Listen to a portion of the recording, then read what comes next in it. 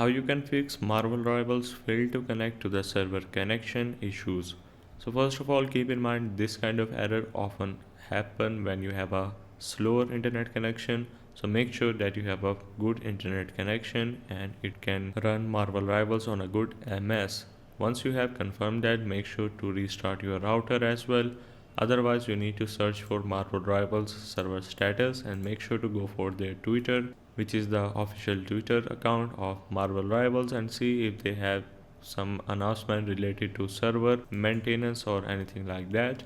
If not, make sure that you have no application downloading in the background. So simply open up Task Manager, and if you are on Steam, make sure that no game is downloading on the background while you are playing Marvel Rivals.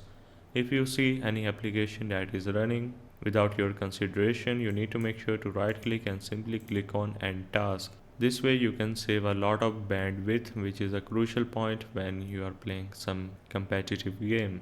Last thing that I can recommend is switching between your network. If you are using your home Wi-Fi, make sure to switch to some other Wi-Fi network and see if this can resolve your issue or not.